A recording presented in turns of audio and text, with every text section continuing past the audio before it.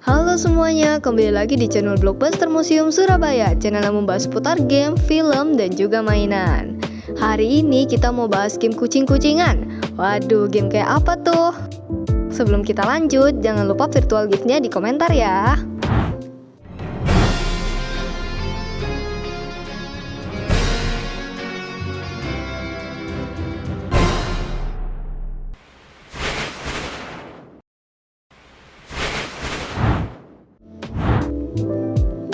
Stray adalah game buatan Blue 12 Studio yang dirilis pada 19 Juli 2022 pada PlayStation 4, PlayStation 5, dan Windows. Game ini memiliki genre adventure dengan mode yang tersedia adalah single player. Game ini disajikan dari sudut pandang ketiga, membuat kita bisa melihat kucing yang kita mainkan. Coller Coles dan Vivian Mermet Guyenet sebagai founder dari Blue 12 Studio memulai pembuatan Stray pada tahun 2015 sebagai upaya membuat proyek pribadi setelah mereka berdua bekerja di Ubisoft Montpellier. Mereka bekerja sama dengan Annapurna Interactive untuk membuat game ini yang dulu disebut sebagai HK Project. Sebelum perilisannya, Stray sudah diumumkan sejak tahun 2020 dan menjadi game yang sangat ditunggu-tunggu. Setelah game ini rilis pun, Stray menerima banyak respon positif dari sisi desain, permainan, narasi, dan latar belakang cerita.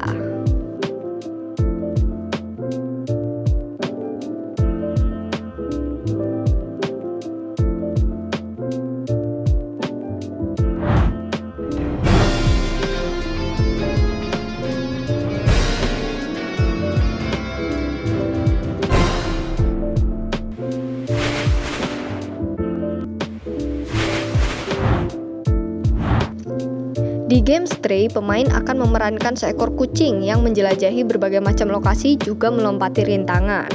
Pemain dapat membuka jalan baru dengan cara berinteraksi dengan lingkungan. Mulai dari memanjat ember, menjungkir balikan kaleng cat, mengoperasikan vending machine, dan mencakar benda. Tidak hanya itu, pemain juga bisa melakukan hal yang biasa kucing lakukan seperti mengeong. Selama permainan, pemain akan ditemani oleh sebuah drone yang diberi nama B12. Drone tersebut berguna untuk menerjemahkan bahasa yang digunakan oleh karakter di dunia tersebut, juga untuk menyimpan barang yang dipungut pemain. Di sepanjang permainan, pemain akan menemukan beberapa memori terdahulu dari B12, memberikan gambaran terhadap cerita dari game tersebut. Beberapa dari memori tersebut opsional, sementara yang lainnya akan terungkap seiring jalannya permainan. Selain membuka jalan, pemain akan mendapatkan lencana yang akan disematkan di tas punggung si kucing. Para pemain juga bisa berinteraksi dengan para robot yang merupakan karakter-karakter lain di dunia tersebut. Robot-robot tersebut akan membantu pemain untuk menyelesaikan permainannya. Terdapat dua antagonis yang harus dilawan dan dihindari pemain di game ini. Pertama ada Zurks, bakteri besar yang bermutasi, bersifat bergerombol dan dapat memakan si kucing. Dalam beberapa bagian di game, pemain dapat mengalahkan bakteri ini dengan menembak mereka menggunakan defluxor yang ada di B12. Sekalipun hanya bisa digunakan beberapa saat saja sebelum B12 menjadi panas dan harus diisi ulang baterainya. Musuh kedua adalah Sentinels, drone keamanan yang akan menembak siapapun yang terlihat oleh mereka. Pemain hanya bisa menghindar dari Sentinels dengan tidak berada di garis pandang mereka yang ditandai dengan cahaya bersinar. Petualangan kucing oranye ini diawali dengan dia dan ketiga kucing lainnya menjelajahi sebuah fasilitas yang terbengkalai. Si oranye kemudian lompat ke sebuah pipa kosong dan terpisah dari kelompoknya. Terjatuh ke sebuah jurang, si oranye malah mendarat di sebuah kota bawah tanah yang tidak berpenghuni. Si oranye menemukan sebuah laboratorium dan bertemu dengan sebuah drone. Drone tersebut diketahui bernama B12 setelah si oranye membantu drone itu untuk mengunduh datanya. B12 menjelaskan bahwa dulu dia sempat membantu peneliti, namun kebanyakan memorinya sudah rusak dan membutuhkan waktu untuk pulih. B12 pun berjanji akan menemani petualangan si oranye dan membantunya untuk kembali ke daratan. Semakin jauh petualangan mereka malah tidak menemukan satu manusia pun. Yang tersisa dari kota tersebut hanyalah robot-robot pelayan manusia yang disebut dengan companion. Selama absennya manusia dari kota ini, para companion memiliki kesadarannya sendiri. Sekalipun terjebak di reruntuhan kota bawah tanah, companion berinteraksi dengan robot lainnya dan membentuk kehidupan sosial yang sempurna. Reruntuhan itu juga dipenuhi dengan bakteri yang bermutasi sehingga dapat memakan makhluk hidup dan robot bernama Zurks. Di petualangan itu juga, si Oren dan B12 bertemu dengan Momo, companion yang berusaha keluar ke daratan yang disebut sebagai outsider. Mereka juga bertemu dengan Clementine, seorang outsider yang mencoba untuk mencuri baterai atom untuk menggerakkan kereta bawah tanah yang menuju ke daratan. Ketiganya sempat tertangkap oleh Sentinels. Berkat si Oren, ketiganya berhasil lolos. Namun, Clementine tetap tinggal untuk mengecoh Sentinels, sementara si Oren dan B12 pergi ke kereta yang mana membawa mereka ke pusat kendali kota. Di sana, B12 berhasil memulihkan seluruh ingatannya. B12 menyatakan bahwa dia sebenarnya adalah seorang peneliti yang mencoba untuk mengunggah kesadarannya ke dalam sebuah robot, namun dikacaukan dengan kedatangan seekor kucing. Pulihnya memori B12 juga termaksud dengan memori di mana mereka berada. Kota tersebut bernama World City 99, sebuah kota bawah tanah yang dibangun untuk melindungi umat manusia dari bencana besar yang akan terjadi.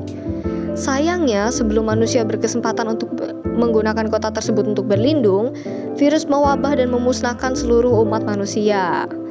Menyadari bahwa masa depan manusia ada di tangan para companions dan si Oren, B12 mengorbankan dirinya. B12 meledakkan diri untuk membuka pintu kota. Kota bawah tanah itu pun mendapatkan sinar matahari yang mematikan bakteri Zurks dan menonaktifkan Sentinels.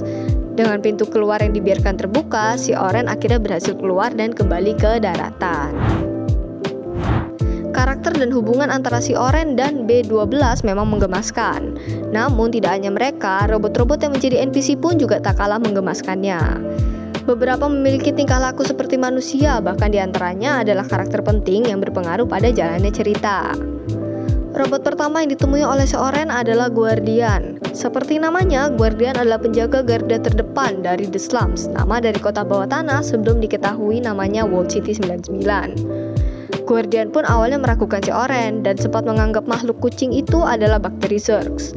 Namun pada akhirnya, Guardian adalah robot pertama yang mau membantu si Oren tanpa ragu. Menjalani petualangan di dunia yang asing, si Oren jelas akan memiliki kerusakan pada teknologi yang dia miliki. Pemain bisa selalu mengandalkan Elliot untuk mereparasi alat tersebut. Robot yang kedinginan ini sangat suka mengotak-atik barang elektronik. Cukup berikan dia sebuah selimut dan Elliot akan siap membetulkan peralatan si Oren. Pemain bisa mendapatkan selimut dari Grandma atau si nenek. Ditemukan di lorong terpencil di The Slums, robot itu berwujud orang tua yang penuh dengan kasih sayang. Pertemuan pertama sang nenek dan si Oren dibuka oleh sang nenek yang menawarkan si Oren untuk dirajutkan sebuah sweater kalau si Oren bisa membawakan materialnya. Sang nenek adalah sosok yang baik, hangat, dan tidak egois. Sang nenek bahkan ikut menemani si Oren sampai akhir. Di pertengahan cerita, si Oren akan bertemu dengan Momo, outsider pertama yang ditemuinya. Momo termasuk salah satu robot paling mahal di sepanjang game dan memiliki dialog dan perawakan yang paling mendekati manusia. Momo awalnya memiliki wajah yang merenggut yang kemudian berganti menjadi senyum yang lebar.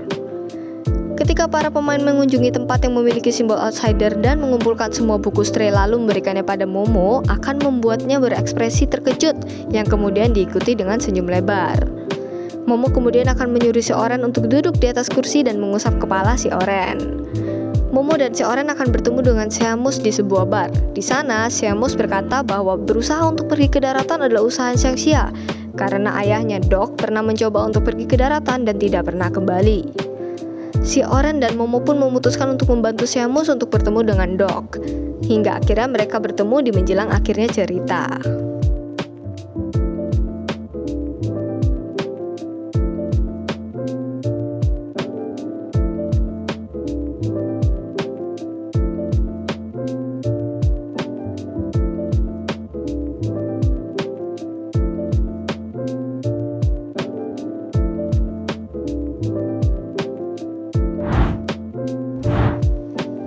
Pada tahun 2015, founder dari Blue 12 Studio, Cola dan Viv, memulai pengerjaan Stray.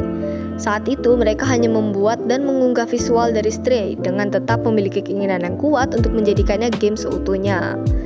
Hingga pada tahun 2016, Annapurna Interactive menghubungi mereka untuk bekerja sama dalam pembuatan gamenya. Annapurna memberikan banyak kritik dan saran, namun tetap membiarkan kebebasan kreativitas diserahkan pada pihak Blue 12. Pendanaan untuk game tersebut akhirnya disetujui pada tahun 2017. Anggota tim yang awalnya hanya berdua saja bertambah menjadi berlima pada akhir 2017. Cola dan Viv sengaja untuk tetap menjaga tim menjadi sekecil mungkin, memungkinkan mereka memiliki komunikasi langsung yang efisien. Tim yang kecil juga membuat lingkup game jadi lebih kecil, membuat tim bisa menjadi lebih fokus pada hal yang lebih penting. Setelah mereka mengumumkan Stray, tim fokus pada produksi dan baru memulai marketingnya ketika produksi game mendekati selesai. Mengetahui penerimaan publik yang positif memberikan tekanan lebih pada tim untuk menyajikan pengalaman game yang apik. World City 99 diinspirasi oleh kota bertembok Kowloon, sebuah daerah padat penduduk yang berada di wilayah Cina. Kota tersebut terbentuk secara organik dan natural, membuat Cola dan Viv menemukannya sangat menarik untuk dilakukan pendekatan secara artistik. Mendesain grafik dan lingkungan berdasarkan kota bertembok Kowloon, lingkungan tersebut menjadi lingkungan yang sangat ideal untuk kucing menjelajah. Tim juga mencoba menghindari mendesain platform datar sejak awal. Si kucing pun menjadi lebih banyak melompat mendekati karakteristik seekor kucing. Beberapa kucing asli pun ikut andil dalam pembuatan game ini. Si Oren yang menjadi protagonis di game ini diinspirasi oleh Murtaugh, kucing milik founder Blue 12 Studio. Murtaugh dipungut di bawah sebuah mobil 7 tahun yang lalu yang kemudian dirawat oleh founder dari Blue 12 Studio.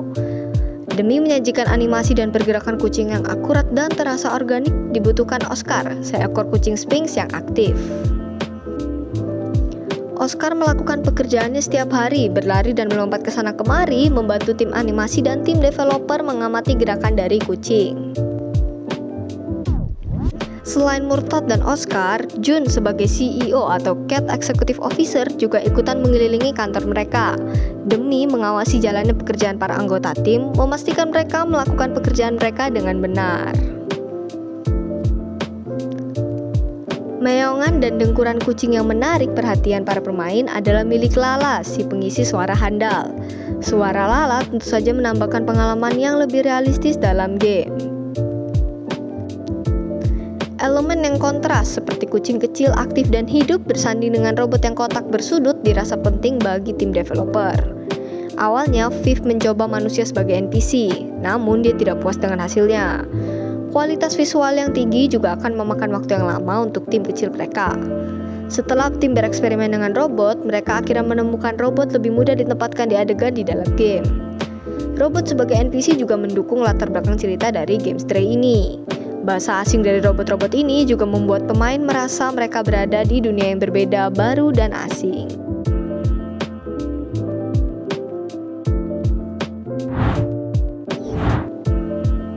Nah, itu dia pembahasan kita tentang game Stray kali ini. Gimana menurut kalian? Boleh banget tinggalin komentarnya di bawah.